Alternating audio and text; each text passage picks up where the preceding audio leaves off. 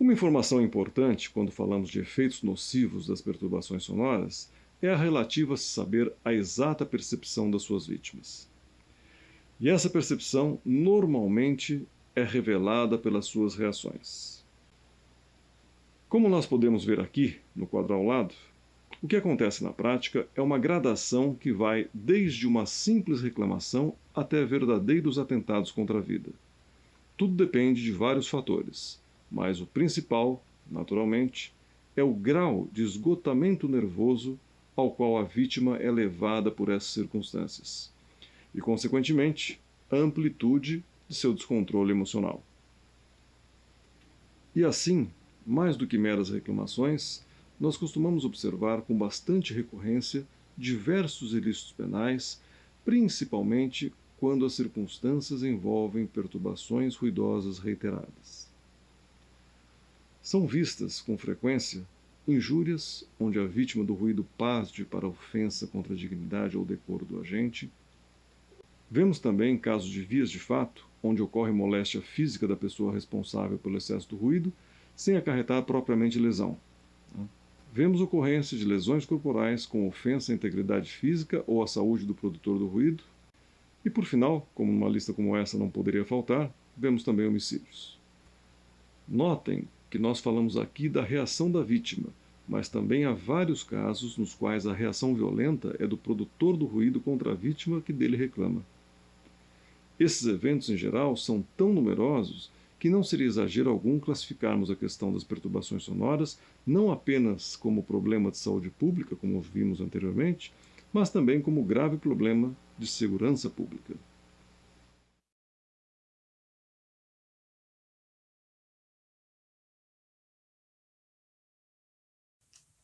Uma triste curiosidade sobre o esgotamento nervoso envolvendo perturbações ruidosas é que ele costuma conduzir a comportamentos extremados com relativa facilidade.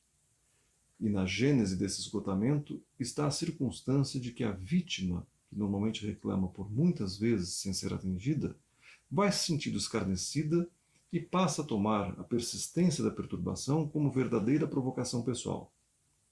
Além disso, há ainda o fato de que a vítima da perturbação sonora compartilha com o autor dos ruídos a lamentável percepção da impunidade desse tipo de ilicitude, principalmente se for depender unicamente das autoridades para a solução do problema. Diante dessa situação, não é de todo surpreendente que nos deparemos cada vez com maior frequência com manchetes relatando situações extremas relacionadas a perturbações ruidosas. Só para que vocês tenham uma ideia mais concreta da gravidade da situação, eu trouxe aqui algumas notícias que lamentavelmente têm frequentado nossos periódicos nos últimos anos. Bom, eu vou alternar no quadro ao lado o roteiro com as notícias para que vocês possam acompanhar as manchetes enquanto eu vou escrevendo cada um dos casos. Tá? Olhem só, por exemplo, este primeiro caso de um senhor aposentado de 72 anos de idade, cuja janela de seu dormitório ficava ao lado da área de lazer do condomínio. Certa ocasião, ele não suportando a permanente perturbação ruidosa que vinha ali da área de lazer, ele acabou perdendo o controle e matou a tiros de espingarda uma menina de 14 anos, atingindo também uma outra de 11 que praticamente por um milagre apenas se feriu.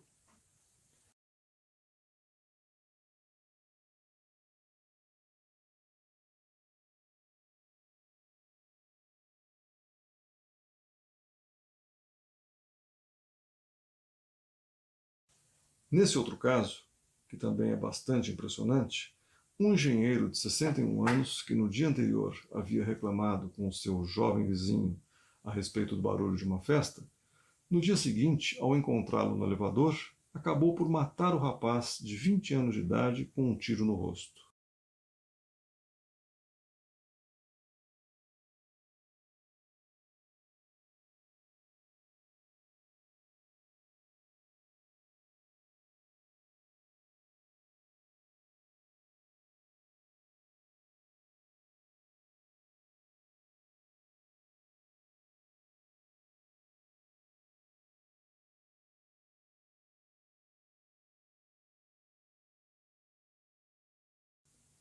E a história, surpreendentemente, não termina por aí.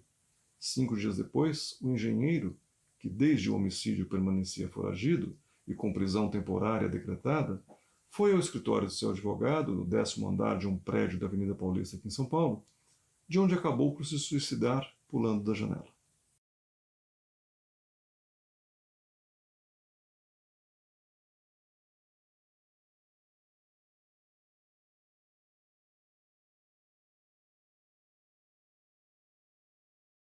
Nesse terceiro caso, um professor de ciências conhecido por suas descobertas como paleontólogo amador, não conseguindo dormir por conta do barulho proveniente da casa vizinha, foi reclamar junto ao casal que ali se encontrava. A mulher desse casal passou a xingá-lo, telefonou para alguns amigos que estavam no bar ali perto. Esses amigos então se reuniram e foram tirar satisfações com o professor. Aí nem precisa continuar. O professor ficou acuado em sua residência, em processo de invasão, e se viu obrigado a se defender como pôde. Um dos membros do grupo, de 32 anos, acabou morrendo, e outro, de 19, acabou ferido.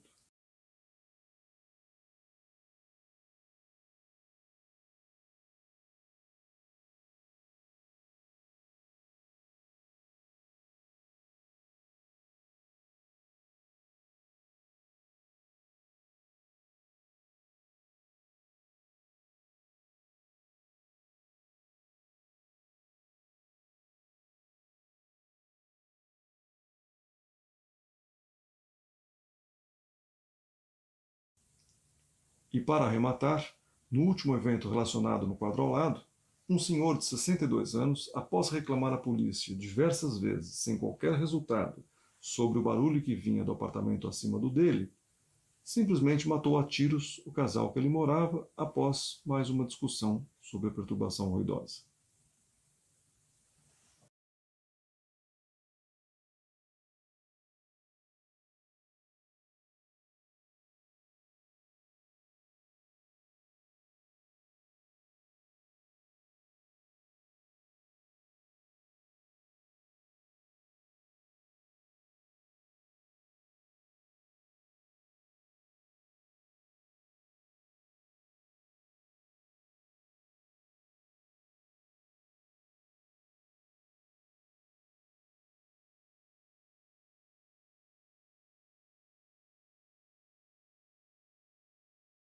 E se alguém achava que em matéria de prejudicialidade o que nós vimos até agora era pouco, ainda podemos acrescentar, do ponto de vista patrimonial, o fato de que a sujeição a perturbações ruidosas costuma desvalorizar os imóveis em mais ou menos um terço do seu preço normal.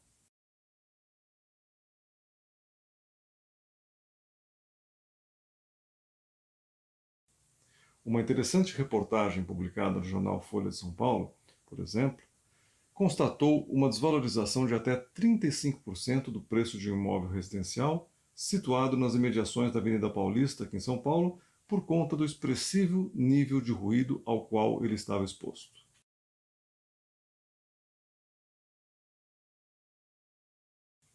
Na mesma matéria, o prestigioso arquiteto e professor da USP, João Gualberto de Azevedo Baren, responsável pela área de controle de ruídos em edificações do Instituto de Pesquisas Tecnológicas, o IPT, entrevistado na ocasião, enfatizou que nós não devemos pensar, por outro lado, que a aquisição de um imóvel barulhento possa ser vantajosa justamente por conta desse, entre aspas, desconto em relação ao seu valor de mercado.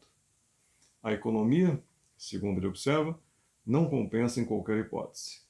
E o seu argumento, notem, parece bastante convincente. Conforme salienta do alto de sua experiência, para isolar o ruído de uma janela, por exemplo, é preciso gastar o equivalente a até 10 vezes o seu preço. Notem os senhores que nós estamos falando aqui de perturbações ruidosas mais corriqueiras. Se formos analisar casos específicos de bairros recheados de bares e casas noturnas com suas aglomerações típicas, ou o caso dos pancadões, ou até mesmo o caso dos locais por onde passam os famosos e incompreensivelmente tolerados bloquinhos de carnaval, a desvalorização certamente aumentará e muito.